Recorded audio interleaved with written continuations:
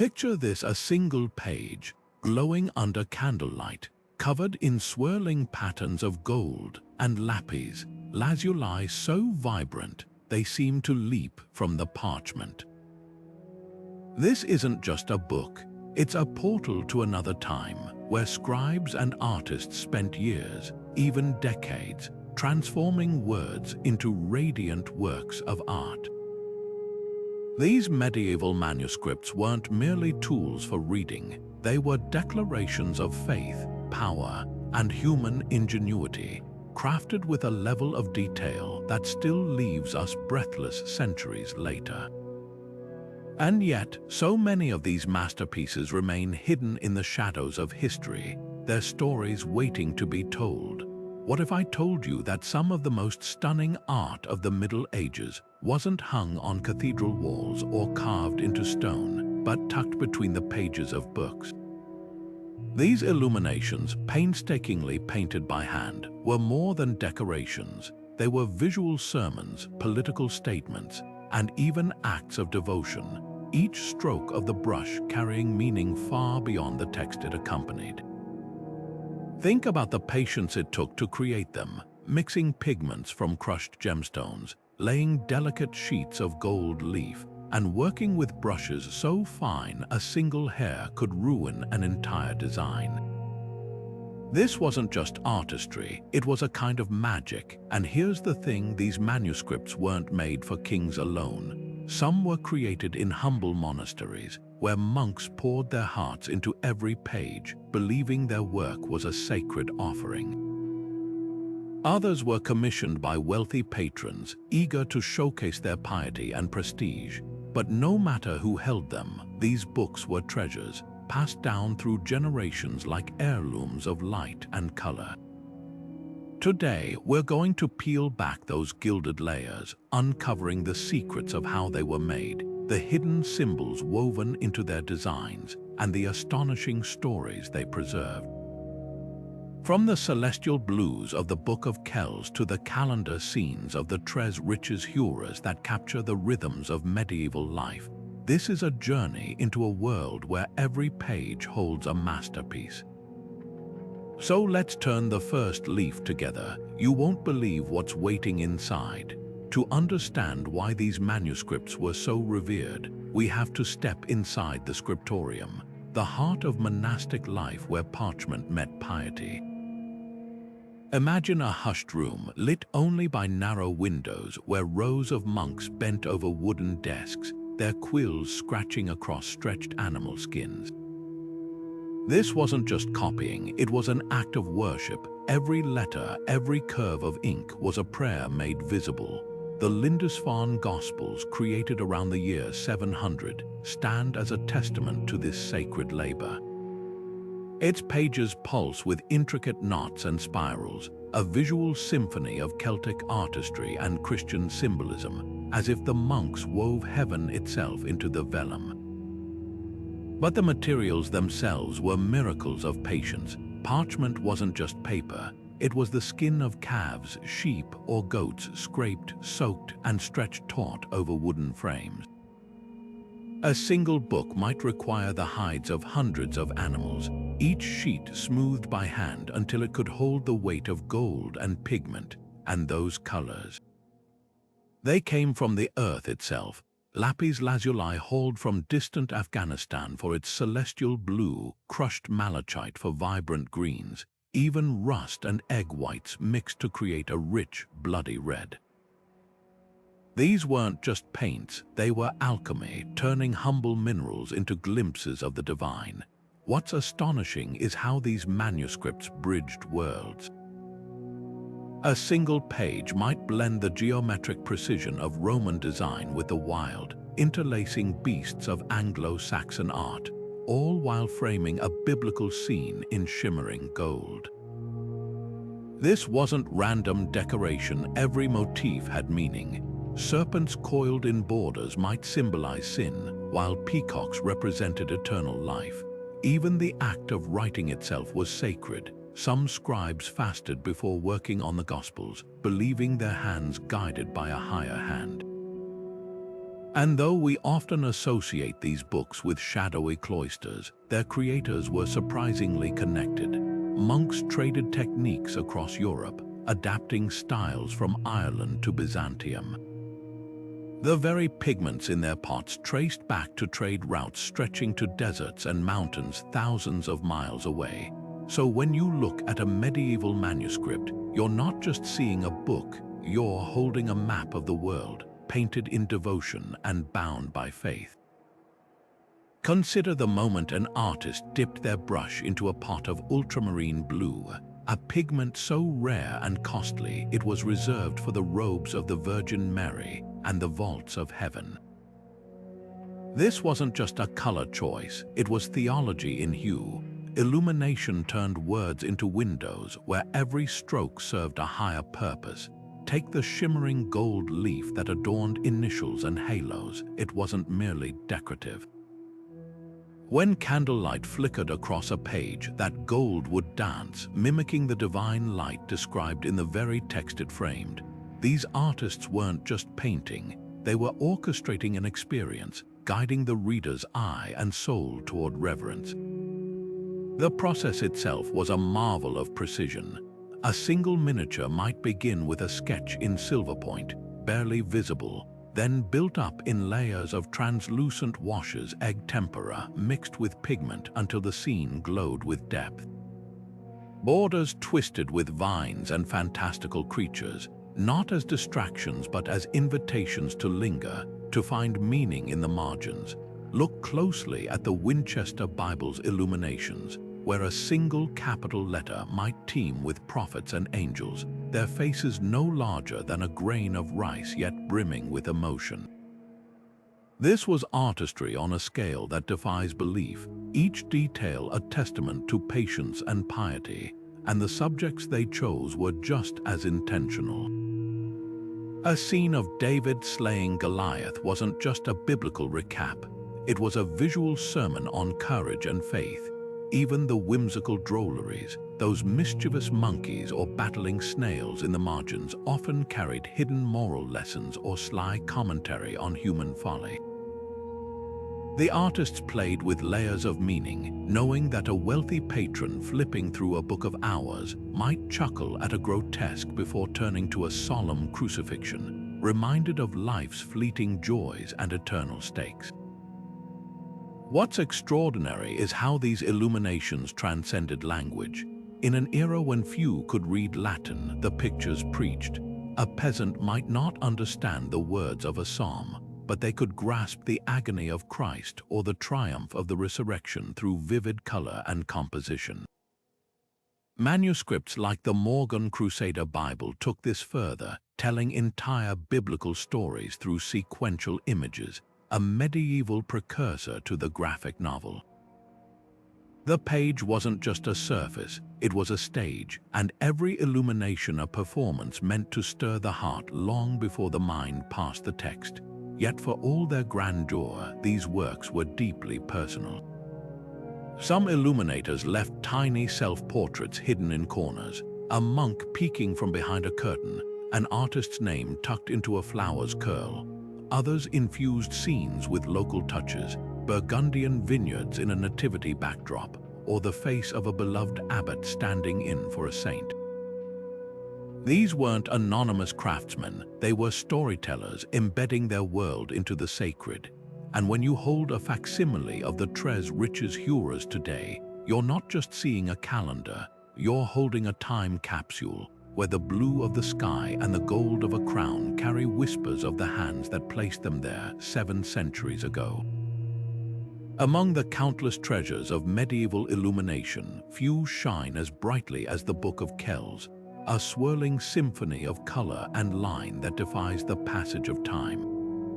Imagine opening its pages to find letters that seem alive, twisting into serpents, blooming into flowers, or unraveling into labyrinths of ink so precise they could only be drawn with a single hair brush. This isn't just a book, it's a rebellion against the very idea of simplicity. Every inch of its vellum pulses with intention, from the dizzying spirals of its carpet pages to the quiet dignity of its gospel figures. their robes cascading in folds of emerald and crimson. What makes the Book of Kells so extraordinary isn't just its beauty, it's the sheer audacity of its creation. Picture a team of monks on the remote island of Iona, battered by North Atlantic winds, grinding pigments by candlelight to illuminate the Word of God. They worked without magnifying glasses, without electric light, yet produced details so fine modern scholars need microscopes to appreciate them fully. Take the famous Cairo page, where the Greek letters spelling Christ's name explode into a cosmos of interlacing beasts and celestial patterns. A closer look reveals tiny angels tucked between the curves, their wings no thicker than a pencil stroke. This wasn't decoration, it was devotion made tangible, a visual hymn to the divine. Yet the Book of Kells is also a puzzle. Why does a peacock perch beside an evangelist?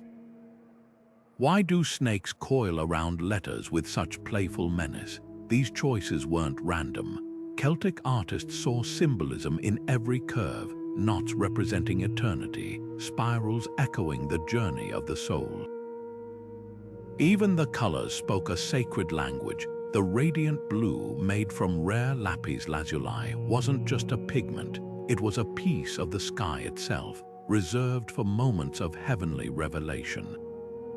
And then there's the mystery of its survival. Viking raids forced the monks to flee Iona, carrying their unfinished masterpiece to Kells in Ireland.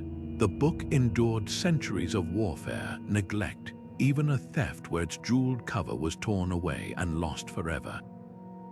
Yet through it all, the pages remained, their colors miraculously preserved by the very chemistry of medieval inks, ochres and minerals bonding with the vellum in a way modern synthetics can't replicate.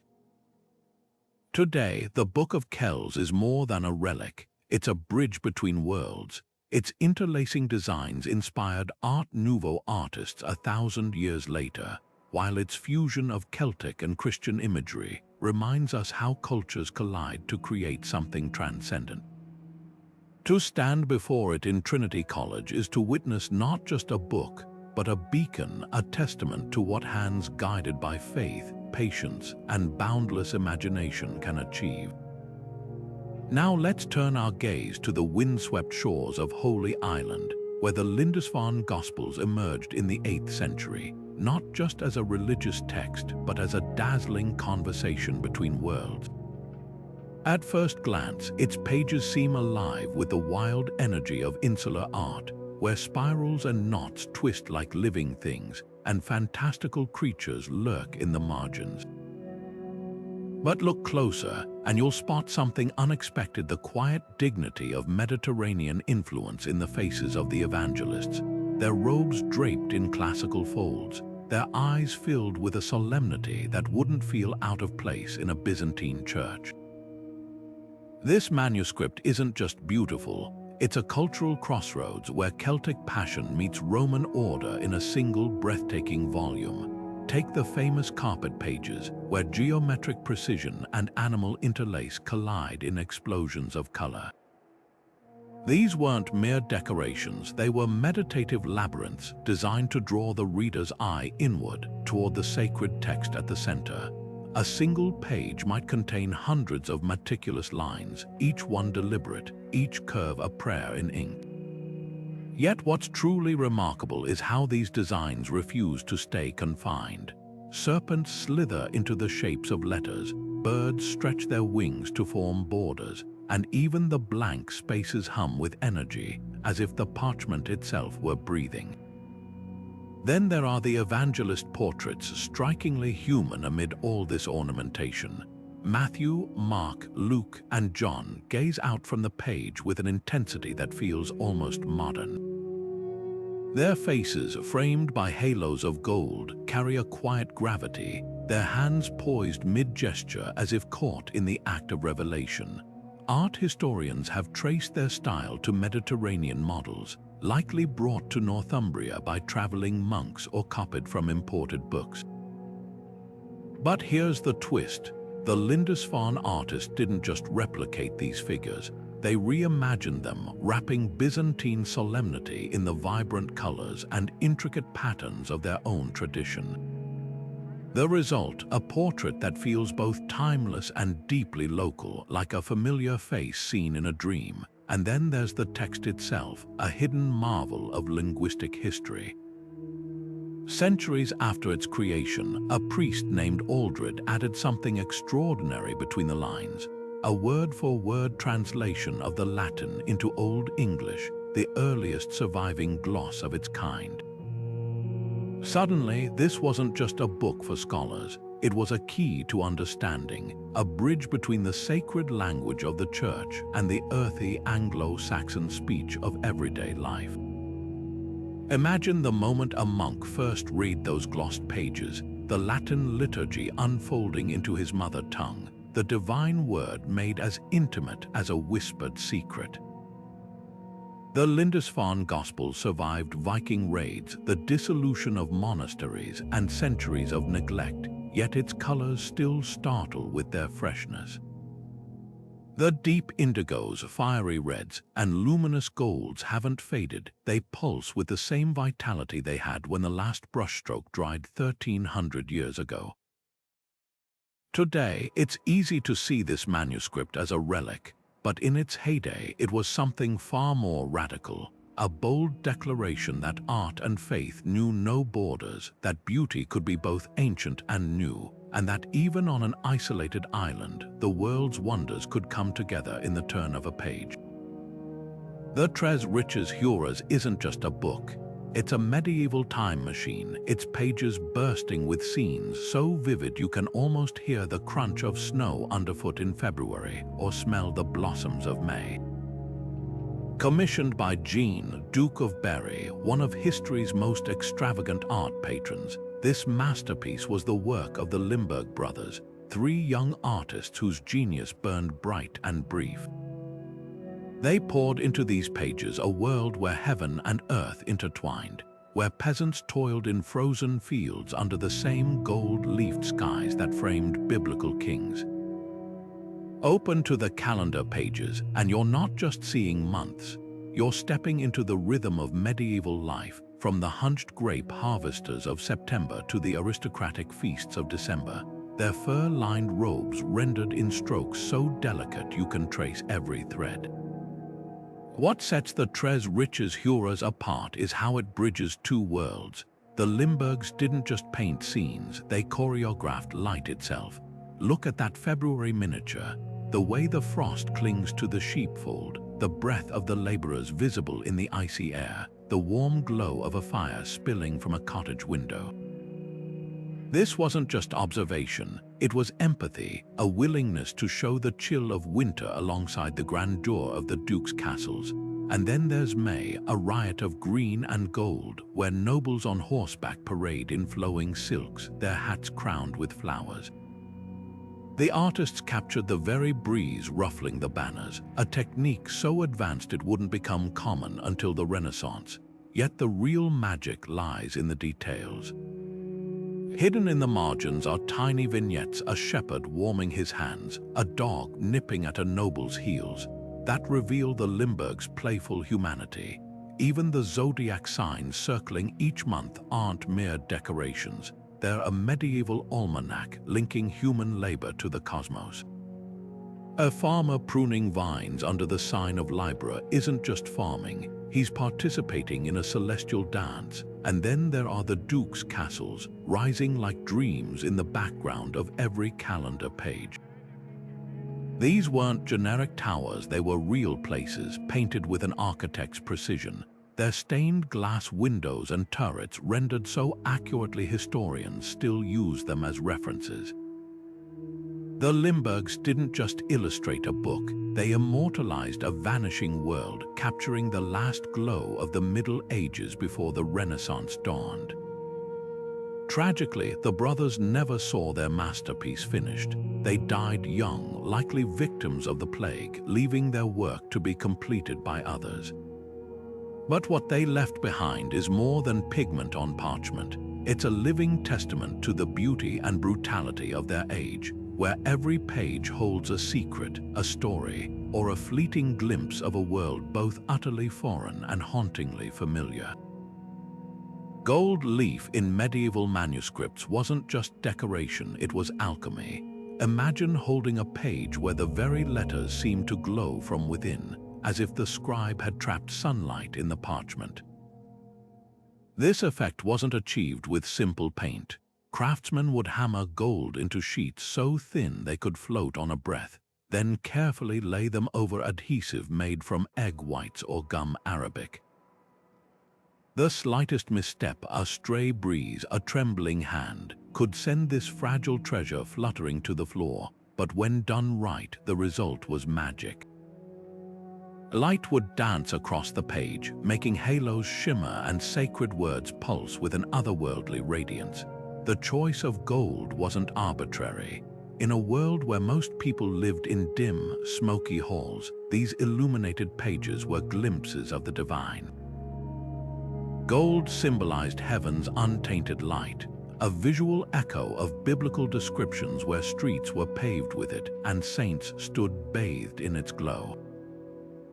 When a monk traced the name of Christ in gold, he wasn't just highlighting text, he was recreating the transfiguration, that moment on the mountain where Jesus' robes blazed like the sun. Even the process of applying it felt sacred. Some illuminators whispered prayers as they worked, believing the gold's brilliance was a foretaste of paradise.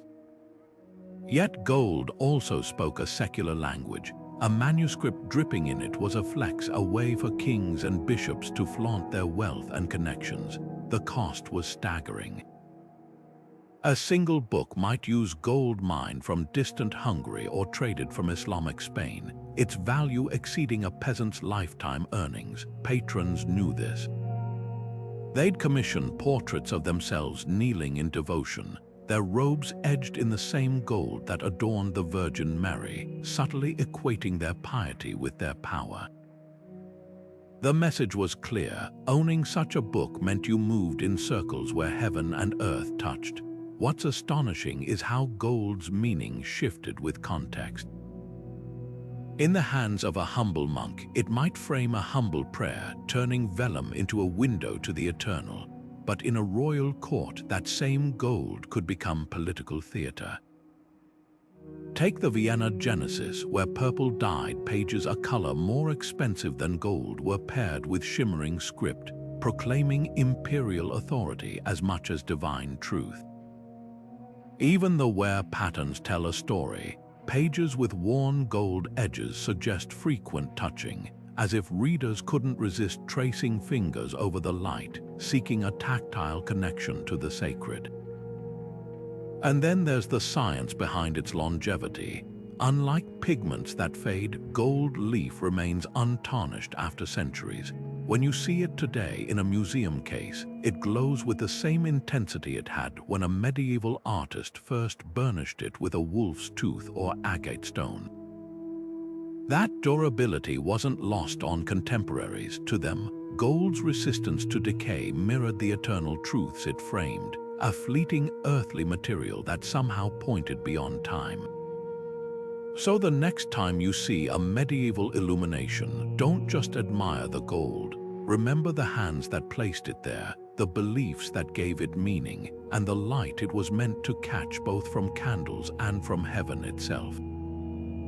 Every stroke of color in a medieval manuscript was a coded message, a visual theology painted in hues that whispered secrets to those who knew how to listen. Take the deep, fiery red splashed across martyrs' robes or pooled like blood at the foot of crosses. This wasn't just pigment, it was vermilion, ground from mercury ore or carmine, painstakingly extracted from thousands of crushed cochineal insects. To the medieval eye, this red pulsed with dual meaning, the agony of saints who died for their faith, yes, but also the fierce warmth of divine love that sustained them. A single drop of this red could transform a scene from historical record into living testimony, making a 12th century reader feel the same awe before Saint Sebastian's arrows as they might before the flickering flames of Pentecost. Blue, as we've seen, was heaven's signature, but not all blues were equal. The celestial ultramarine reserved for the Virgin's cloak came from lapis lazuli, a stone so precious it traveled from Afghan mines to European scriptoria at 10 times the price of gold. Yet artists also wielded cheaper blues like azurite, creating subtle hierarchies on the page. A king might wear azurite robes, but only the Queen of Heaven merited true ultramarine, her mantle becoming a visual echo of the sky she would one day reign over. In the hours of Catherine of Cleves, this distinction plays out beautifully, earthly figures clad in muted tones while sacred scenes explode with that otherworldly blue, as if the very air around Christ shimmers with a different quality of light. Then there's green, often overlooked but brimming with quiet power. Mixed from malachite or verdigris, it curled through manuscript borders like spring vines, symbolizing both nature's renewal and the hope of resurrection. In the Sherborne Missal, a pelican, that medieval symbol of Christ's sacrifice, feeds its young amidst emerald foliage, the green underscoring the promise of life springing from death. Yet green could also carry danger. Some pigments darkened over time, turning lush gardens into shadowy thickets. This accidental transformation fascinated later conservators, who realized these shifting hues mirrored medieval theology itself. What began as a straightforward symbol might deepen into mystery with time. White and gold often danced together, but their meanings diverged. White, from lead or crushed eggshells, spoke of purity, angels' robes, baptismal garments, the lilies of the Annunciation. Yet in the hands of a skilled illuminator, white became light itself. Look at the way it radiates from Christ's wounds in the Roentgen Piet, each brushstroke a tiny revelation. Gold might represent divinity's unchanging glory, but white captured its piercing immediacy, the flash of understanding that comes before words. What's astonishing is how these colors conversed across pages. In the Winchester Bible, a prophet's red robe might echo the scarlet of Christ's Passion 3 folios later, creating a visual thread for the reader to follow. Artists even played with expectations, depicting Judas in blue to heighten his betrayal, or painting hell with gilded flames to unsettle viewers with beauty amid damnation. These weren't arbitrary choices, they were a language, one that turned reading into an act of visual pilgrimage, where every hue was a stepping stone toward deeper meaning. And though centuries have faded some pigments, what remains still stuns. The reds still burn, the blues still pierce, and the gold still catches the light, as if those long-dead illuminators are whispering across the ages. Look closer. There's more here than meets the eye. Flip to the edges of any medieval manuscript, past the solemn saints and gilded Gospels, and you'll stumble into a world where imagination runs wild. Here in the margins, dragons clutch rosaries, monks duel snails with lances, and rabbits, yes, rabbits, turn the tables, hunting knights with bows and arrows. These bizarre doodles, known as marginalia, weren't mistakes or afterthoughts. They were a secret language of ink, where the sacred and the silly collided in ways that still make us chuckle today. Take the infamous knight vs snail motif, scrawled across dozens of manuscripts. Why would a warrior in shining armor cower before a tiny mollusk? Some scholars think it's satire, poking fun at cowardly nobles. Others see a metaphor for the slow grind of sin, or even a sly dig at the Lombards, medieval bankers mocked for their snail-like greed.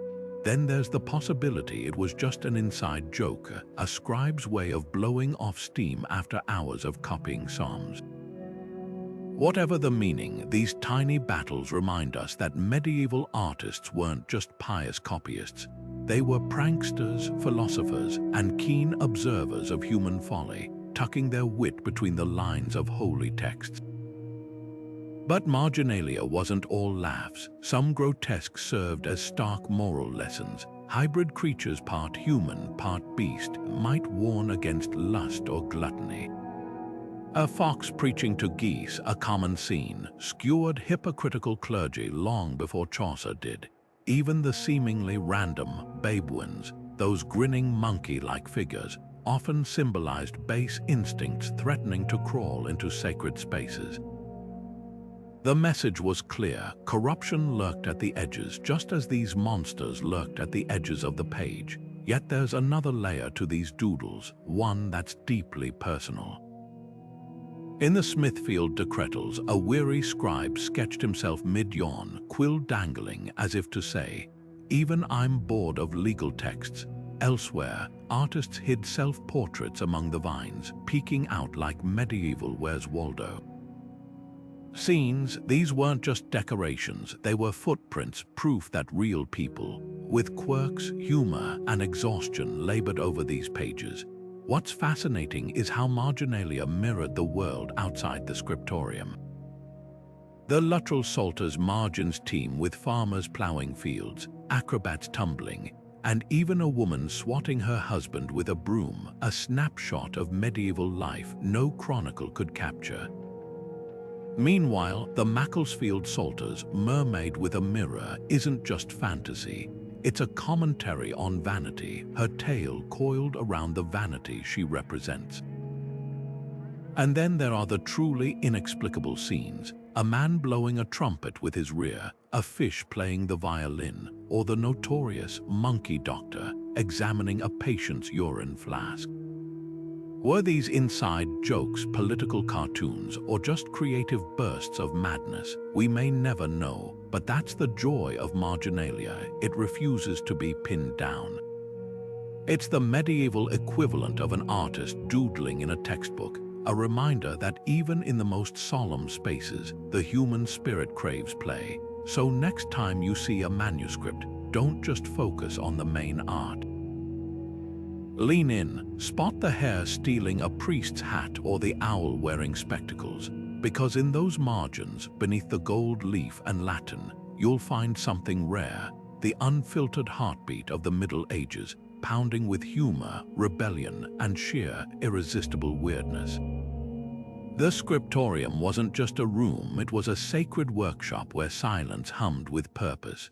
Picture a space bathed in the soft glow of northern light, its windows angled to chase every possible hour of daylight across parchment. Here the air smelled of ink and beeswax, of vellum stretched taut and pigments ground to jewel like dust. Monks hunched over sloping desks, their quills moving in rhythmic scratches, each stroke a tiny act of devotion. This wasn't art for art's sake, it was a collective offering where every comma and curl carried weight. At the heart of it all stood the scribe, the literal word maker. His tools were simple but revered: a quill cut from a goose feather, its tip sharpened to a hair's width, ink brewed from oak galls and iron salts, dark as a moonless night, and a ruler for scoring guidelines so faint they'd vanish under layers of text.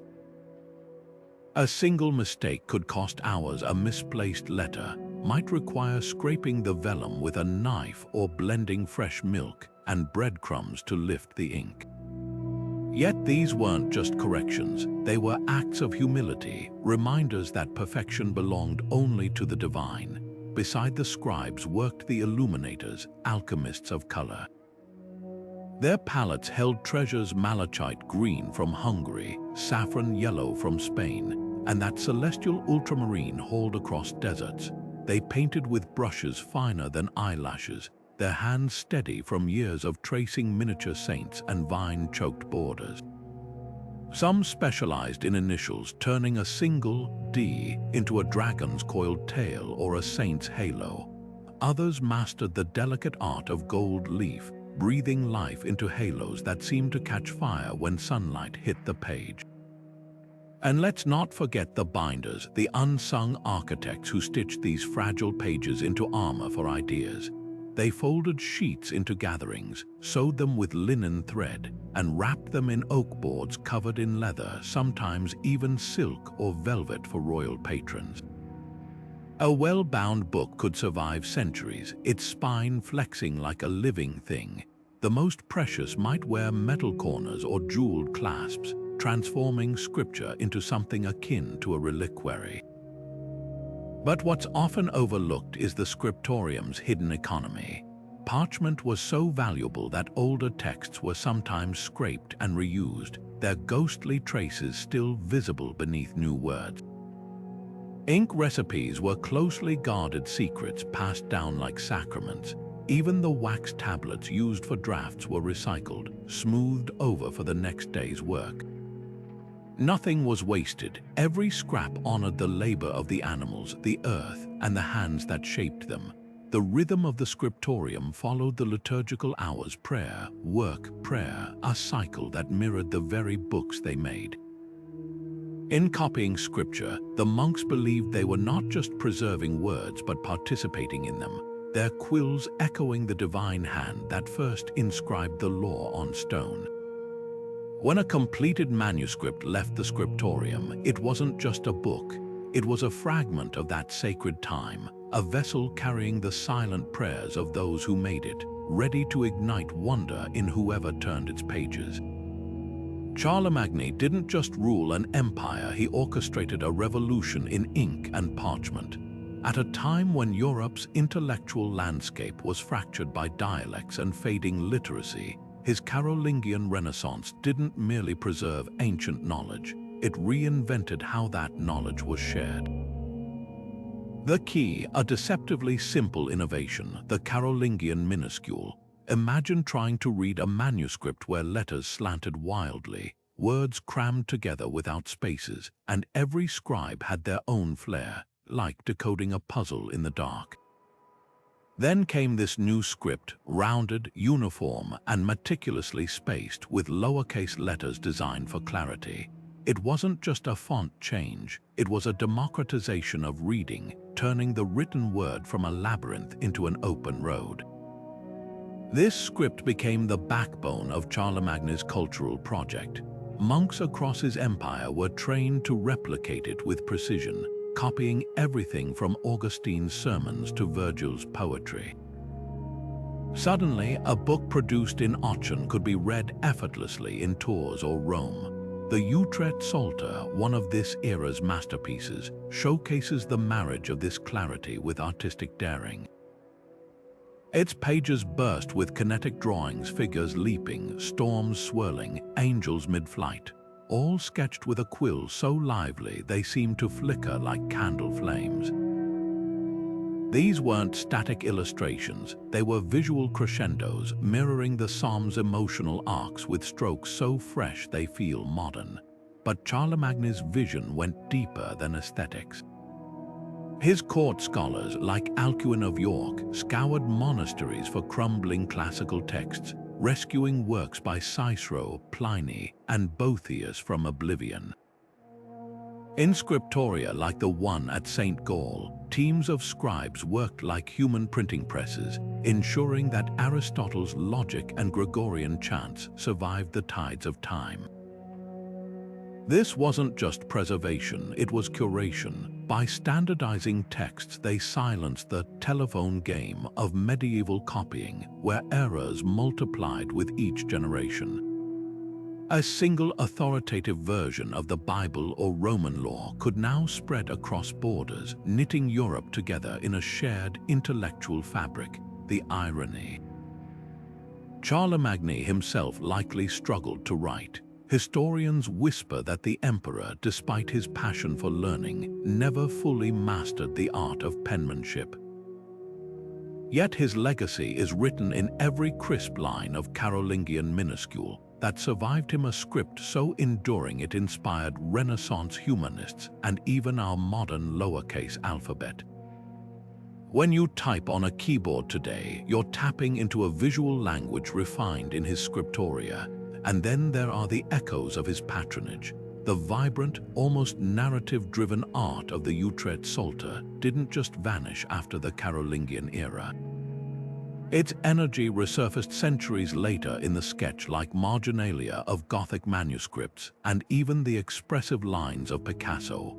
Charlemagne's Renaissance was a bridge, not just between antiquity and the Middle Ages, but between the act of reading and the joy of seeing words come alive.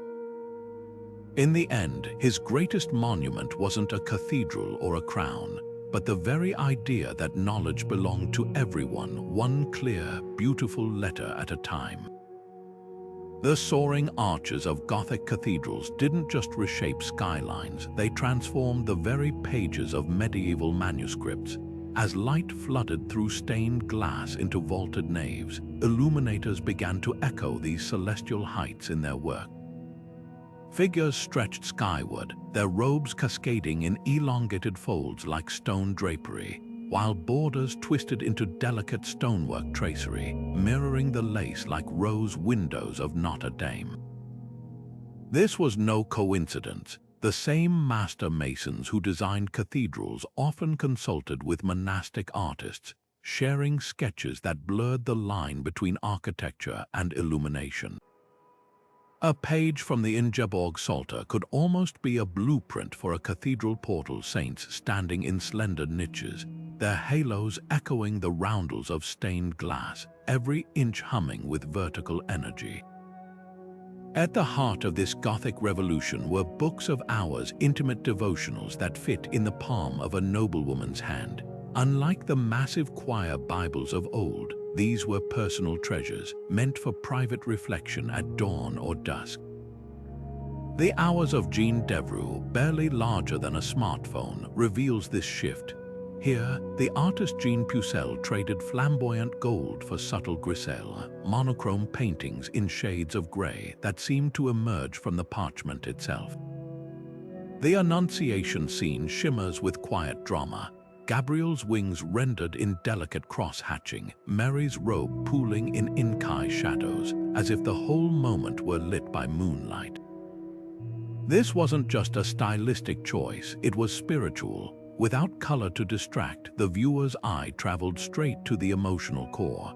The clasped hands, the exchanged glances, the divine conversation unfolding in whispers. Yet Gothic manuscripts weren't all piety and restraint. Secular tastes began creeping into sacred spaces, reflecting a world where merchants and minor nobles could now commission books. The Luttrell Psalter bursts with earthy humor margins crammed with farmers harvesting wheat, cooks roasting geese, even a grotesque mooning the viewer. Meanwhile, the Tameth Hours includes shockingly modern touches. A hunting scene where rabbits turn the tables, chasing hounds with spears, and a border filled with monkeys aping human fashions. These weren't mere doodles, they signaled a cultural shift. As literacy spread beyond clergy, manuscripts became mirrors of the world outside monastery walls, full of dirt, laughter, and the messy vitality of everyday life. What's astonishing is how Gothic illuminators balanced these contrasts. The same page might hold a solemn crucifixion in griselle beside a border of acrobats tumbling in emerald and gold. This duality, sacred and profane, solemn and playful, captured the medieval mind's ability to hold paradox without breaking. Even the pigments told a story. Ultramarine still gleamed for the Virgin's robe, but now it might share space with cheaper azurite in secular scenes, a visual code signaling hierarchy. And then there's the light. Gothic artists mastered the illusion of luminosity, painting shadows as if cast by real chapel windows. In the Hours of Catherine of Cleves, a miniature of Saint Jerome in his study shows sunlight streaming across his desk, illuminating dust motes and the curve of an inkwell, a moment so real you can almost feel the warmth. This wasn't just technique, it was theology made visible. If God was light, then every sunbeam on parchment was a prayer. By the late Gothic period, books had become as layered as the society that created them. A single book of hours might contain prayers in Latin, household accounts in French, and doodles of heraldic badges, all coexisting like the crowds in a cathedral square. The Gothic manuscript wasn't just art, it was a living thing, breathing with the hopes, jokes, and devotions of the hands that held it. To craft the radiant hues of a medieval manuscript, an illuminator needed more than skill. They needed the instincts of an alchemist, transforming raw earth and rare minerals into liquid light. Take that legendary ultramarine blue pried from the heart of Afghan mountains. Lapis lazuli wasn't just mined, it was liberated from its rocky prison through a process as delicate as surgery. Artisans ground the stone into powder, then kneaded it with wax and lye in a laborious purification ritual that could take weeks. The result, a pigment so dazzling it seemed to hold fragments of the sky itself. No wonder contracts for illuminated books often specified exactly how much ultramarine could be used. It wasn't just color, it was currency, but the real magic lay in the binders that gave these pigments life. Egg yolk whipped into tempera wasn't just glue, it was a medium that captured transparency and depth. Mixed with verdigris, that copper-based green, it created emerald tones that shimmered like sunlit leaves. Yet verdigris had a dark side. Its acidity could eat through parchment over centuries, leaving behind ghostly outlines where lush foliage once flourished. Some illuminators countered this by layering it with protective washes, a testament to their understanding of materials centuries before modern conservation science. Then there were the reds, each with its own personality. Vermilion, born from molten mercury and sulfur, offered a fiery opacity perfect for martyrs' robes. But for a deeper crimson, nothing matched kermes, a dye squeezed from tiny scale insects harvested from Mediterranean oak trees. 20,000 insects might yield a single ounce of pigment, turning every scarlet initial into a slaughter of innocence. Yet the most intriguing red might be dragon's blood, a resinous pigment from Southeast Asian rattan palms, rumored falsely to be the mingled blood of elephants and dragons. Its mystique outweighed its fading nature, a reminder that medieval artists valued legend as much as longevity. The true test of these colors wasn't just their brilliance, but their dance with light. Gold leaf might steal the show, but the humble yellow orpiment, a toxic arsenic sulfide, created its own radiance, reflecting light like miniature mirrors. When layered over organic purples made from lichens or mollusks, it produced an iridescence that seemed to shift with the viewer's gaze. These weren't static images, they were performances, changing with the hour's light or the angle of a candle's flicker. What's astonishing is how these recipes traveled. Islamic treatises on pigment making crossed into Spain, where monks adapted them with local twists, substituting Spanish saffron for costly Indian yellows, or using Mallorcan earth to create warm umbers. The Stockholm Papyrus, a 4th century Greek manuscript, reads like a sorcerer's cookbook, with instructions for faking emeralds or creating Indian blue from imported indigo. This wasn't just trade, it was the internet of its day, with knowledge flowing along spice routes and pilgrim paths. And though we marvel at these colors now, their creators knew their fragility. Some scribes left marginal notes begging readers to handle pages gently, to keep books closed against dust and damp. Their fears weren't misplaced. Exposure to light has turned some vermilion hues to dull black, while others, like that celestial ultramarine, remain as vivid as the day they were laid down. In their survival, we find a paradox. The very earthbound materials that created these heavenly visions, ground stones, insect blood, egg yolk, became vessels for something timeless, outlasting empires, outshining the gold that once framed them. A single letter could be a doorway step inside the curling stem of a D, and you might find King David strumming his harp, or a B blossoming into the baptism of Christ, water cascading over the Savior's shoulders. These weren't mere decorations. Historiated initials were the medieval equivalent of hyperlinks, compressing entire stories into the crook of a single character. Take the Winchester Bible's monumental I for Isaiah, a towering letter that becomes a stage where the prophet points to a tiny scroll, his face alight with divine revelation. The image doesn't just illustrate the text, it crystallizes it, transforming abstract words into visceral encounters. What makes these initials so ingenious is their dual function. For monks reciting scripture by heart, a miniature of Jonah swallowed by the whale inside an eye could trigger memory, catapulting them to the exact passage about repentance. Meanwhile, for illiterate congregants, these scenes preached without words, a P housing the martyrdom of St. Peter, upside down on his cross, turned the letter into a sermon on humility.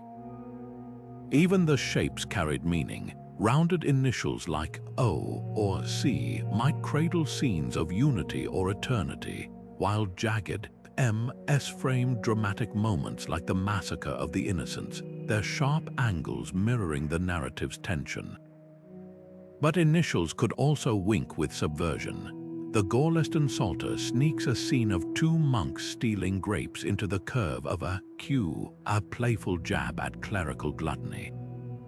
Elsewhere, a T in the Smithfield Decretals shows a rabbit roasting a hunter over a spit, turning hierarchy upside down with medieval dark humor. These weren't just memory aids, they were pressure valves, spaces where artists could bend rigid traditions toward mischief or social commentary. The craftsmanship behind them boggles the mind. An illuminator might spend days on a single initial, first outlining the scene in silver point so faint it's barely visible, then building up layers of translucent color to create depth. Gold leaf would be applied not just for opulence but as a spiritual marker, halos and divine light gleaming against muted backgrounds. And the scale, some initials in the giant Bibles of the Romanesque period span entire margins, their scenes so detailed you can see the stitching on a saint's sandals or the feathers of a descending dove. Yet the true magic lies in how these letters bridge worlds. A C in the Hours of Jean de Navarre doesn't just introduce a prayer, it frames the Annunciation within its curve, Mary's surprise mirrored in the letter's swooping form.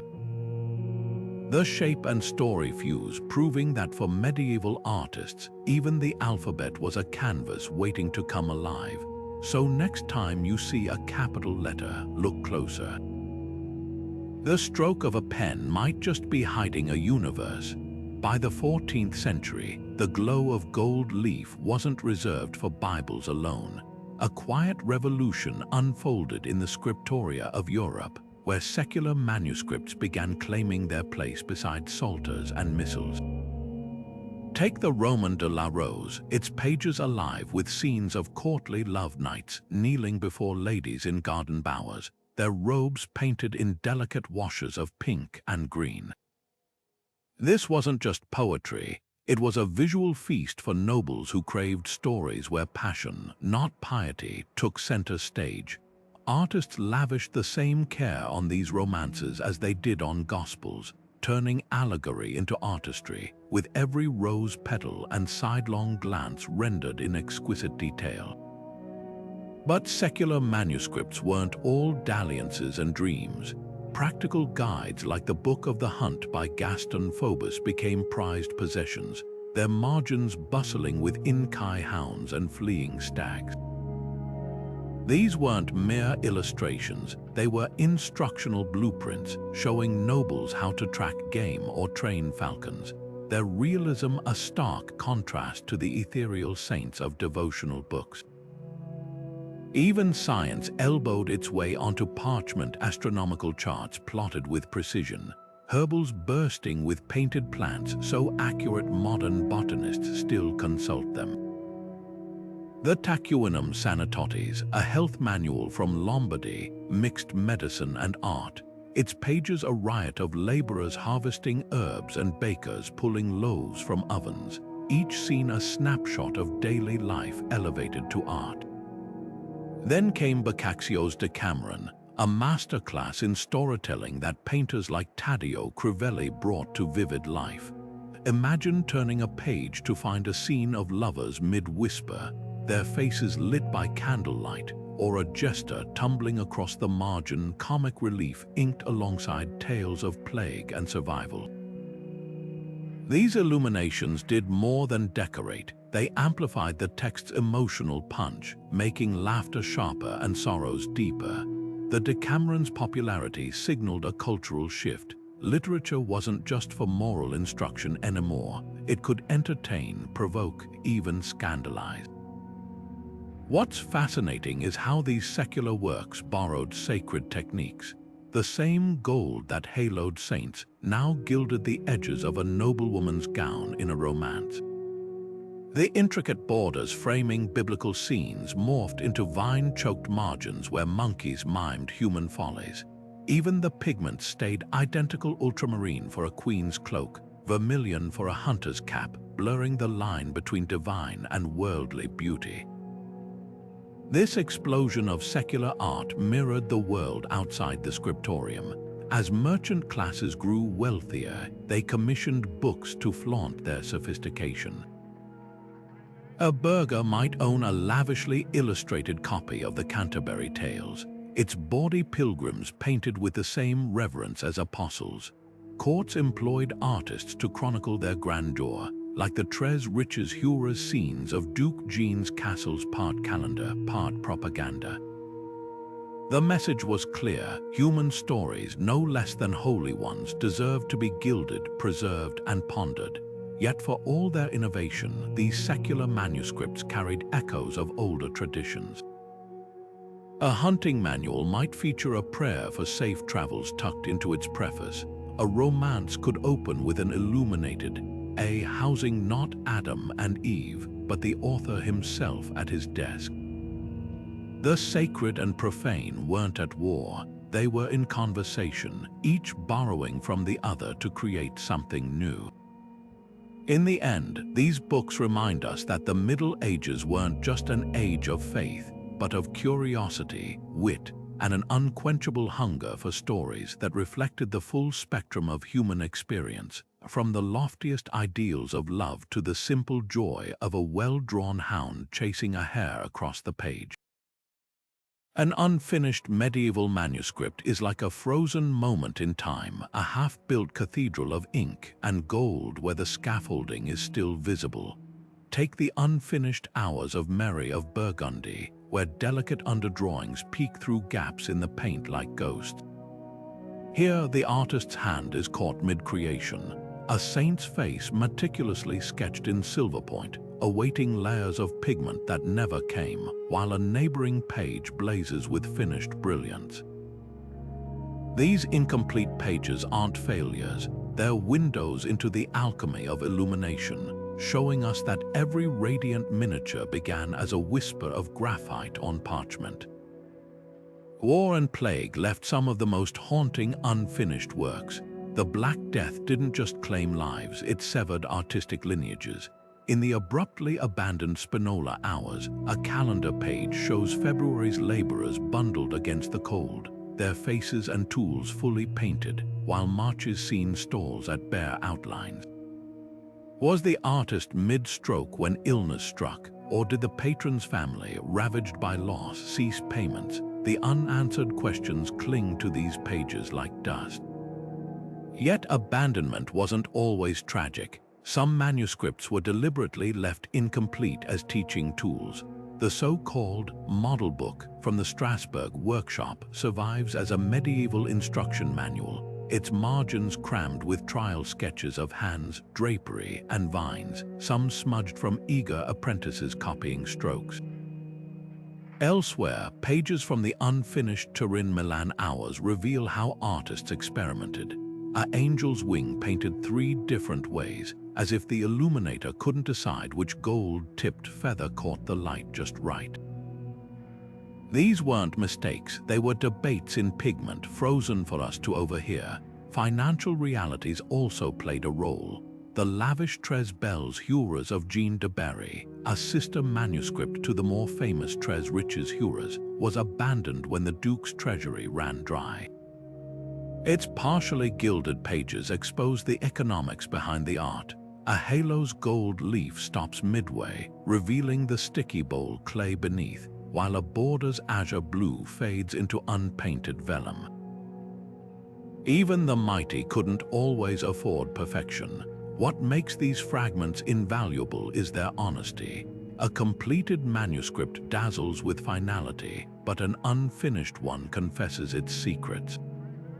We see the pinholes used to transfer designs, the guide letters scribbled where gold initials should gleam, even the stains from a scribe's inkai fingers.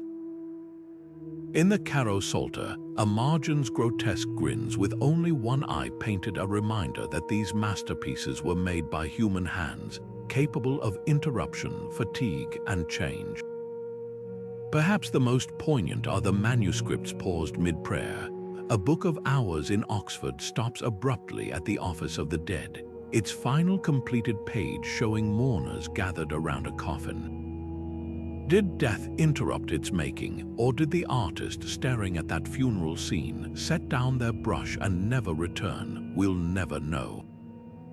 But in their incompleteness, these pages speak louder than finished works, whispering across centuries about the fragile, human hands that held the brushes, the uncertain world outside the scriptorium walls, and the quiet truth that not all stories get to be told in full. Among the swirling vines and golden halos of medieval manuscripts, there's a hidden thread tying Europe to the Islamic world, one woven through trade routes, crusader loot, and the quiet exchange of ideas.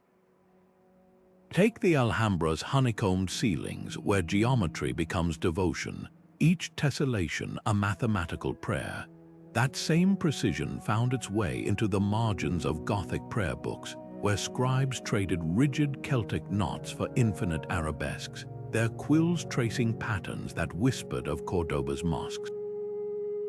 This wasn't imitation, it was conversation. A 13th century English psalter might frame its saints with interlacing stars straight from a Quran's frontispiece, while the shimmering gold backgrounds of Byzantine icons owed their luminosity to techniques perfected in Damascus workshops. Then there were the colors. Islamic chemists had mastered pigments Europeans could only dream of: lapis lazuli ground to a blue deeper than twilight, vermilion that held fire without fading. When crusaders returned with silks dyed in Tyrian purple or manuscripts gilded with Kufic script, they carried more than spoils. They brought back a visual language. The Carmina Burana manuscript, though filled with Latin hymns, dances with borders of Islamic-inspired pomettes, their symmetry a silent nod to the artisans of Granada. Even the humble pencil found new life. Arabic treatises on optics taught European illuminators how to layer translucent glazes, creating skin tones that seemed to breathe under candlelight. But the most striking fusion emerged in figure painting. Persian miniatures with their flattened perspectives and jewel-like details seeped into European storytelling. The Morgan Crusader Bible reimagines biblical battles with the rhythmic compositions of a Persian epic, horsemen frozen mid-charge like pieces on a chessboard. Meanwhile, the Makamat of al-Hariri, a 12th century Arabic text copied by Christian scribes, became a bridge its vivid street scenes of Baghdad, inspiring the bustling marginalia of French books of hours. What's extraordinary is how these exchanges flourished amid war. In Sicily's Norman courts, Muslim and Christian artists worked side by side, producing coronation mantles embroidered with Arabic blessings and Bibles with Quranic-style frontispieces. The Cappella Palatina in Palermo is a living parchment, its ceiling a cosmos of Mucana's stars, its walls frescoed with saints whose drapery folds echo the rippling script of a mihrab. This shared legacy crumbles the myth of medieval isolation. When a Flemish painter outlined a virgin's cloak with delicate arabesques, or a Spanish monk copied a star chart from Toledo's Arabic astronomers, they were stitching together a world far more connected than we often imagine. The real border wasn't between faiths, but between those who saw beauty as a fortress and those who knew it was a bridge. The quiet scriptorium might seem like a male-dominated space, but scratch beneath the vellum, and you'll find women's fingerprints everywhere in the margins, the pigments, even the very strokes of the quill. Take Hildegard of Bingen, the visionary abbess whose civiers burst with illuminations as fiery as her theology. While she may not have held the brush herself, her fingerprints are all over those swirling, cosmic visions, golden towers representing the soul's ascent, mandala-like circles pulsing with divine light. This wasn't passive patronage. It was creative direction of the highest order, with Hildegard likely dictating details to the monks in her Rupertsberg workshop, her voice echoing through every lapis blue sky and flame-tongued seraph. Then there's End, the 10th century Spanish nun who boldly signed her name beside the words de Pintrix, female painter, on the Beatus of Giona. Her apocalyptic illustrations of the Book of Revelations aren't just technically masterful, they're subversive. While male artists often depicted the whore of Babylon as a grotesque, End painted her with startling dignity, draped in regal purple rather than caricature. Was this a quiet act of resistance, a nun reclaiming a maligned biblical figure? We can't know for sure, but the choice lingers like a challenge in ink. Secular women wielded brushes too. Christine de Pizan, history's first professional female author, didn't just write the Book of the City of Ladies, she orchestrated its visuals. In one telling miniature, she's shown at her desk, handing a finished book to a queen, while 3 allegorical women lay the foundations of an ideal city around her. The message is unmistakable: female intellect building literal structures of knowledge. Even more striking are the Mora sisters, documented illuminators in 14th century Paris, whose delicate brushwork graced psalters for the French court. Their existence shreds the myth that women only dabble in craft while men make art, but perhaps the most poignant evidence lies in the personal. The Hours of Jean Devereux, a tiny prayer book fit for a queen's palm, includes intimate touches, a recurring motif of violets, her favorite flower, a miniature of the Annunciation where Mary's robe mirrors Jean's own wardrobe. This wasn't generic piety, it was autobiography in pigment, a noblewoman's soul reflected in the sacred. What these women prove is that medieval creativity wasn't a monolith. A nun might paint saints with one hand and heal herb gardens with the other. A noblewoman could commission a devotional book while negotiating political treaties. Their legacy isn't just in the pages they left behind, but in the quiet revolution they embodied, proving that even in an age of parchment and patriarchy, the pen and the brush could be mightier than the sword. The survival of medieval manuscripts reads like an epic, one where fragile pages outlasted empires, wars, and the slow gnaw of time. Take the Codex Amiatinus, the oldest complete Latin Bible, carried from England to Rome in the 8th century by monks who risked bandits and storms to deliver it.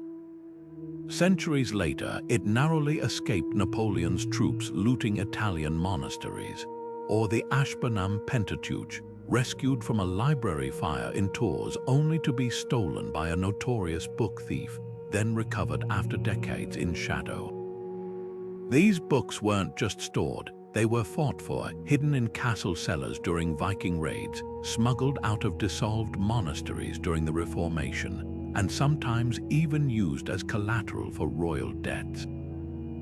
The real heroes of this story are the collectors who refused to let history crumble.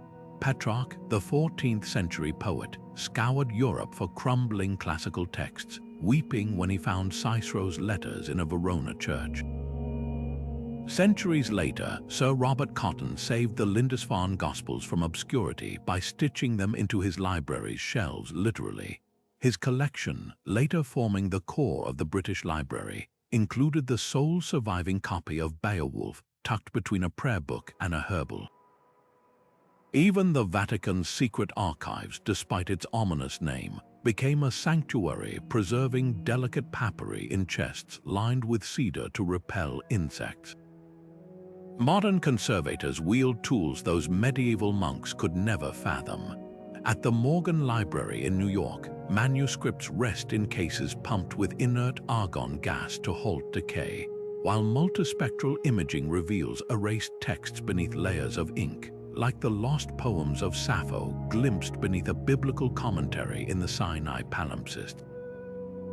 Digital projects like the British Library's Turning the Pages allow anyone to virtually unfold the Silo's apocalypse or zoom in on the Sherborne Missile's tiny golden birds, reducing the need to handle fragile originals. Yet every preserved manuscript is a minor miracle. Vellum, though durable, cracks with age. Pigments fade when exposed to light. Even the act of photographing a page can accelerate decay. Some inks, especially iron gall, eat through parchment over centuries like invisible fire. The Codex Gigas, or Devil's Bible, survives only because its thick, plague-era vellum resisted warping, while the Book of Kells colors stay vibrant thanks to a quirk of medieval chemistry, the egg yolk binder sealing pigments into the page. What's haunting are the near misses. The Cuthbert Gospel, Europe's oldest intact book, spent decades misplaced in a Jesuit college before being rediscovered in a cupboard. The Hours of Catherine of Cleves was dismantled by a 19th century dealer who sold its miniatures as standalone artworks, only for scholars to painstakingly reunite them decades later like a jigsaw of devotion. These survivors remind us that preservation isn't passive. It's a pact between generations, a promise that the gold still gleaming on a 12th century Psalter's page will catch the light for someone else's wonder centuries from now. When you stand before a manuscript in a museum today, you're not just seeing a book, you're witnessing defiance against time itself, a fragile thing that refused to vanish. Digitization has torn down the velvet ropes of history, placing treasures like the Book of Kells on screens around the world with just a click. The British Library's Turning the Pages project doesn't just show you a manuscript, it lets you drag your finger across a digital facsimile, zooming in until the individual hairs of a monk's brushstrokes come into focus. Suddenly, the marginal doodles of a bored scribe, a tiny knight jousting a snail, are as visible as the gilded initials meant for kings. This isn't just convenience, it's revolution. A farmer in Nebraska can now trace the same vine-work borders that once dazzled a medieval duke, while a student in Mumbai studies the pigments of the Luttrell Psalter's harvest scenes without boarding a plane. But the magic goes deeper than accessibility. Multispectral imaging, a technology developed for space exploration, peels back centuries of wear, revealing erased texts and hidden sketches beneath layers of ink. The Archimedes palimpsest, a prayer book overwriting ancient Greek mathematics, gave up its secrets this way. Einstein's theories nodding to Archimedes across 200-300 years. Similarly, ultraviolet light exposes faded ownership notes in the margins of the Hours of Jean Devereux, telling us who wept over its pages during the 100 Years' War. These tools don't just preserve, they resurrect, turning static pages into conversations. Yet for all their brilliance, digital surrogates have their limits. No screen can replicate the way gold leaf interacts with candlelight in a dim chapel, shifting from molten honey to cold fire as you move. The weight of vellum, the scent of aged oak gall ink, these are sensory dialogues lost in translation. But here's the paradox: digitization makes us crave the real thing. After exploring the Très Riches Heures online, visitors flock to Chantilly Castle, pressing noses to glass cases, hungry to witness the Limburg brothers' blues in person. Technology doesn't replace awe, it fuels it. And then there's the crowdsourced rediscovery. platforms like Zooniverse enlist amateur sleuths to transcribe medieval recipes or map trade routes from digitized marginalia. A doodle of a ship in a Catalan atlas, once overlooked, was recently flagged by a retired sailor in Norway, turning out to be the earliest known depiction of its rigging style. The manuscripts are speaking again, not just to scholars, but to fishermen, gardeners, and poets who find unexpected echoes of their own worlds in these pages. Perhaps the most profound change is temporal. Digitization collapses time, letting a 12th century sketch of a comet from the Winchester Chronicle sit side by side with NASA photos of Halley's. A GIF comparing the Book of Durrow's geometric patterns to Mondrian's grids goes viral, proving art's endless recursion. The past isn't frozen anymore, it's a living layer we scroll through, remix, and reinterpret.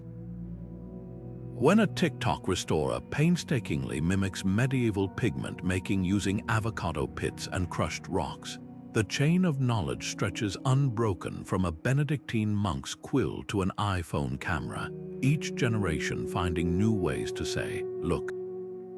Isn't this beautiful? Tucked between solemn psalms and gilded saints, medieval manuscripts harbored secrets, whispers of desire and rebellion inked into their margins. Take the Smithfield Decretals, a weighty tome of church law where, if you look closely, a bare-bottomed man blows a trumpet with his rear while monks cavort with nymph-like figures. These weren't accidents, they were deliberate acts of subversion, a visual wink in an era of strict piety. The church preached chastity, but the margins told another story, one where lust, humor, and even critique coiled like vines around sacred text. Some of these scenes were playful, like the ubiquitous night vs. snail battles that might have masked political satire. Others crossed into the erotic, the Roman de la Rose's courtly love scenes blooming into frank sensuality, or the Berry Bible's initials where entwined lovers mimic the serpent's curves. Even devout works like the Luttrell Psalter hide surprises, a woman lifting her skirts to moon the viewer, or a fox in a nun's habit preaching to geese. These images weren't just shock value, they mirrored a society grappling with contradictions.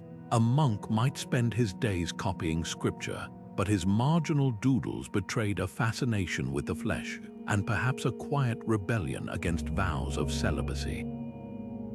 Censorship only fueled the creativity. Artists disguised risque scenes as biblical allegory. Adam and Eve became code for eroticism, while Bathsheba's bath let painters explore nudity under the cloak of piety. The Hours of Catherine of Cleves includes a startlingly intimate birthing scene rare in sacred art, where midwives tend to a mother, their faces etched with exhaustion and joy. Was this vulgarity or a raw celebration of life's most visceral moments?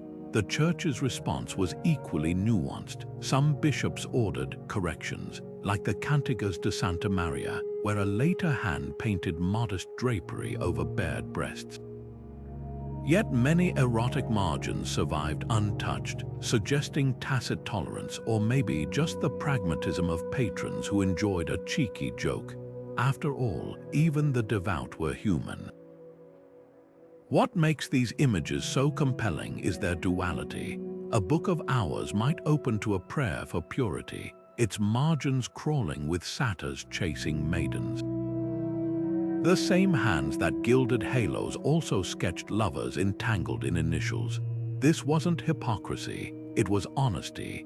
In an age of fire and brimstone sermons, the margins became a space to acknowledge the full spectrum of human experience, sacred and profane, solemn and silly, all pressed between the same vellum leaves. And sometimes the joke was on the powerful. The Macclesfield Psalter hides a scathing critique, a bishop with a fox's tail, or a king wearing a jester's cap. These weren't just doodles, they were dissent, smuggled into the very books commissioned by the elite. The message, even in a world of absolutes, the margins could be a place to breathe, to question. or simply to laugh at the absurdity of it all. Determining the age of a medieval manuscript isn't just about flipping to a colophon for a date. It's detective work that blends art, science, and a bit of scholarly intuition. Paleography, the study of handwriting, often provides the first major clue. Scribes didn't just write, they left fingerprints in their letterforms.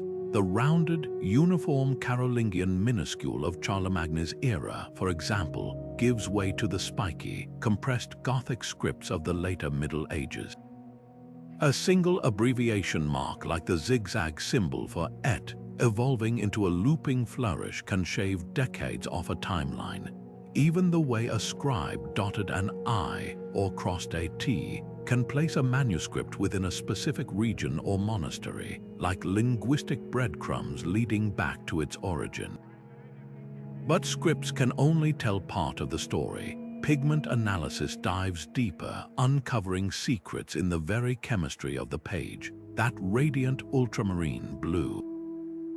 If it's made from Afghan lapis lazuli, the manuscript likely dates to after the 13th century, when trade routes brought the stone to Europe in bulk. Meanwhile, the presence of certain greens like verdigris might hint at a later medieval date, when artists began experimenting with copper-based paints. And then there's the case of lead white, a pigment that darkens over time. By measuring its degradation under X-ray fluorescence, conservators can estimate how many centuries have passed since the brush last touched the page. For manuscripts with organic materials, carbon dating offers a more precise clock.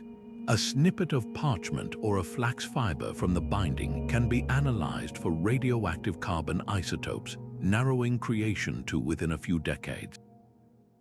This technique recently revealed that the enigmatic Voynich manuscript, with its unreadable script and bizarre botanical illustrations, likely dates to the early 15th century, centuries older than some speculative theories suggested. Yet some of the most telling clues come from the margins literally. A prayer book might include a note about a solar eclipse, allowing historians to match it with astronomical records. The watermark in its paper, visible only under backlighting, could link it to a specific mill in Lombardy operating between 1280 and 1310. Even the stitching of its binding might mirror techniques documented in a monastic ledger from Burgundy. And then there are the accidental time capsules manuscripts that traveled. A French psalter found in a Cairo synagogue, its margins crammed with Hebrew notes, tells a story of exile and exchange. The stains on its pages wine, wax, even the faint imprint of a child's sticky fingers map a journey no colophon could capture. Dating isn't just about assigning a year, it's about reconstructing a life. Every fingerprint, every faded marginal doodle, every patch where gold leaf flaked away from a venerated image, they're all part of a manuscript's biography, written in the silent language of wear and time. What emerges isn't a static artifact but a living document. Its age measured not just in years but in the hands that held it, the eyes that studied it, and the centuries it quietly survived. The next time you see a medieval manuscript in a museum case, remember, its true date isn't just in the ink, it's in the scars. The story of medieval manuscripts isn't just one of creation, it's a saga of survival against staggering odds. Picture the smoldering ruins of England's monasteries after Henry VIII's dissolution. Priceless libraries reduced to kindling as royal agents melted down jeweled book covers for bullion. The French Revolution saw mobs strip parchment from sacred texts to make cartridges for muskets, turning prayers into gunpowder wrappers. Even neglect could be as deadly as violence. Damp castle cellars warped vellum into unreadable curls, while bookworms, literal insects, tunneled through psalters, leaving lace-like trails of destruction in their wake. The loss is incalculable. Scholars estimate that for every manuscript we have today, dozens more vanished without a trace. their voices silenced by fire, flood, or the slow erasure of time. Yet hope lingers in the fragments. A battered binding in a Spanish cathedral might conceal a palimpsest, a scrap of an older, scraped clean text peeking through like a ghost. In 2019, a librarian in Hereford stumbled upon a forgotten Chaucer manuscript used to reinforce a 16th century ledger, its Canterbury Tales verse still legible beneath the accounting scribbles. These survivors are time travelers whispering from the wreckage. The St. Cuthbert Gospel, Europe's oldest intact book, spent centuries hidden inside a saint's coffin before emerging pristine, its red leather cover still glowing like an ember. Even the infamous book-eating silverfish played an accidental preservation role. Their larvae avoided inked areas, leaving behind eerie, negative space images of letters where they devoured blank parchment. The most heartbreaking losses often come with tantalizing clues. Medieval library catalogues tease us with titles like the Emerald Tablet of Alchemy or Queen Matilda's Book of Romances, now known only by name. A single surviving illustration in a German chronicle hints at a lavish Arthurian manuscript lost during the 30 Years' War, its knights frozen mid-joust on a stray scrap. Sometimes reconstruction becomes detective work. When fire ravaged the Turin University Library in 1904, scholars pieced together charred leaves of the Carmina Burana like a jigsaw, revealing bawdy drinking songs that hadn't been heard in centuries. Every rediscovery sparks quiet triumph. In 2015, multispectral imaging exposed erased annotations in a Welsh Psalter marginal notes by a grieving monk for his dead brother, invisible to the naked eye for 800 years.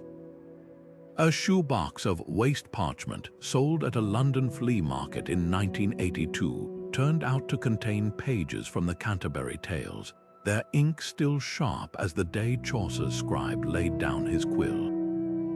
These rescues remind us that the past isn't truly gone, it's hiding in plain sight, tucked into book spines, buried in archive misfiles, or disguised as scrap paper, waiting for the right pair of eyes to recognize its worth. Perhaps the most poignant survivals are the unintended ones. A medieval cookbook was preserved because someone reused its pages to wrap estate deeds. A love poem by Sappho endured only because it was copied onto the back of a tax record. Even destruction could be creative.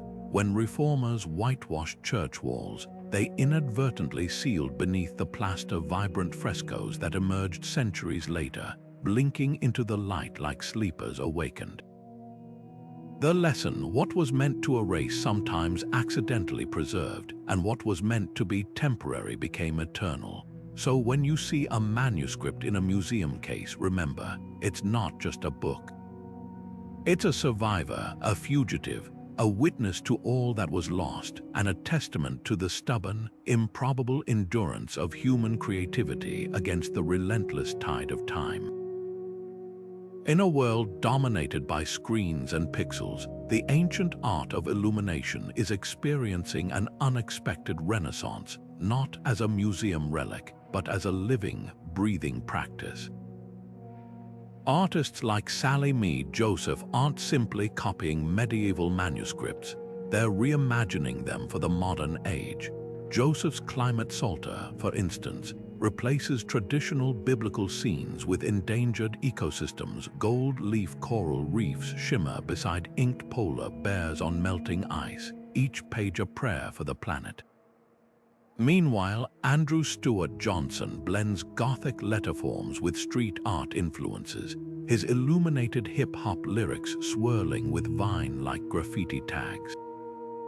These aren't pastiches, they're conversations across centuries, proving that vellum and gold leaf still have something urgent to say. The tools haven't changed much. Workshops from London to Kyoto teach apprentices how to stretch calfskin into parchment, just as 12th century monks did. Participants learn to mix egg tempera from scratch, grinding malachite into powder with a muller, whisking yolk with fig tree sap, discovering how medieval pigments shift under different lights. Gold leaf application remains a high-stakes ballet. One exhale at the wrong moment, and a sheet worth hundreds of dollars crumples into irredeemable confetti. Yet there's magic in these frustrations. As calligrapher Patricia Lovett notes, when your quill snags on vellum, you're feeling the same resistance a scribe felt in 1400. That tactile dialogue with materials, its history under your fingertips. What's striking is who's drawn to this revival. Silicon Valley programmers enroll in Illumination courses to counterbalance their digital lives, finding solace in the slow unfurling of a vine border. Graphic designers rediscover how the constraints of natural pigments, their opacity, their drying time, spark creativity no undo button can replicate. Even neuroscientists weigh in, citing studies that show hand lettering activates memory centers differently than typing. The appeal isn't nostalgia, it's antidote. In an era of infinite digital copies, the singularity of a hand-illuminated page, with its faint brushstrokes and tool marks, feels almost radical. This revival also challenges assumptions about medieval art's exclusivity. Contemporary illuminators are democratizing the craft. The People's Book Project in Toronto invites strangers to co-create a manuscript, each contributor painting a letter or marginalia. Online hashtags like #ModernIllumination showcase diverse reinterpretations. A hijabi saint in a reimagined Book of Hours, a transgender knight in Arthurian legends. The message is clear: these pages belong to everyone, yet the purest testament to Illumination's enduring power might be its emotional resonance. Veterans with PTSD report that gilding initials quiets intrusive thoughts better than apps. Cancer patients paint mandala like miniatures during chemo, their brushwork a meditation on fragility and resilience. There's something about the alchemy of transforming raw materials, earth into pigment, sunlight into gold, that mirrors our own struggles to find meaning. As one workshop participant put it, Illumination doesn't just preserve beauty, it reminds us we're capable of making it. The irony, digital technology fuels this analog revival. YouTube tutorials demystify quill cutting. Instagram connects global communities of scribes. Hyperspectral imaging reveals medieval techniques once lost to time. The very tools that threatened to make manuscripts obsolete now ensure their survival. Perhaps that's the final lesson of this revival: true craftsmanship never disappears. It adapts, whispers across ages, and waits for the right moment to shine again. Medieval manuscripts aren't just relics gathering dust in museum cases. They're living conversations between past and present, where every stroke of color and twist of ink carries echoes of 1,000 untold stories. Think about the last time you held a book, feeling the texture of its pages beneath your fingers. Now imagine those pages glowing with gold, alive with miniature worlds where saints and satyrs share space, where prayers and jokes tangle in the margins. These manuscripts weren't created in a vacuum. They were labors of love, obsession, and sometimes sheer stubbornness, each one a testament to the human impulse to make meaning out of chaos. Consider the humble scribe, hunched over his desk in a chilly scriptorium, his quill scratching across vellum by flickering candlelight. He might have been copying a psalm for the 100th time, but in the margins, his hand betrayed a mischievous spark, a doodle of a rabbit turning the tables on a hunter, or a monk sneaking a sip of wine. These tiny acts of rebellion remind us that the people of the Middle Ages weren't so different from us. They laughed, they grumbled, they found ways to sneak personality into even the most sacred tasks. And when we chuckle at a 700-year-old cartoon, we're not just observing history, we're sharing a joke across centuries. Then there's the artistry, the way a single drop of ultramarine could evoke the vastness of heaven, or how gold leaf transformed words into beams of divine light. These weren't just technical feats, they were acts of devotion. A monk grinding lapis lazuli into pigment might have seen it as a form of prayer, each stroke of his brush a meditation. The same goes for the patrons who commissioned these books, nobles who traded fortunes for pages that would outshine their rivals' treasures. In a world without photographs or films, these manuscripts were the ultimate flex proof that beauty could be held in your hands, passed down like a sacred heirloom.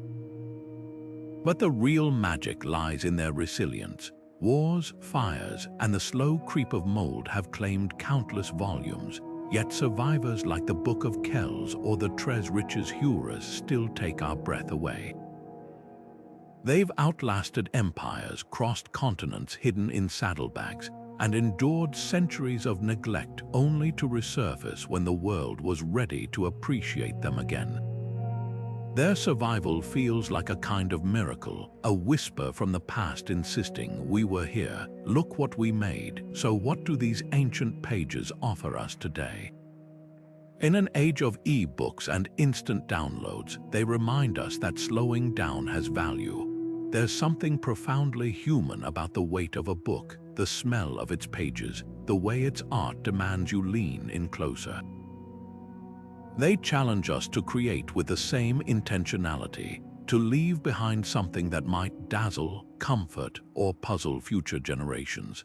And perhaps most importantly, they prove that art and faith, labor and play, have always been tangled together in ways that defy simple labels.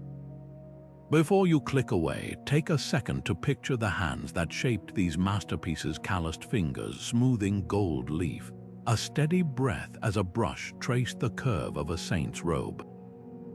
Their names might be lost, but their legacy isn't. It's in the stories we still tell, the art we still admire, and the quiet awe we feel when standing before something made with such care. If this journey through illuminated pages sparked your curiosity, let us know in the comments what surprised you most, and if you're hungry for more hidden histories, hit subscribe. The past has plenty of treasures left to uncover, and we're just getting started.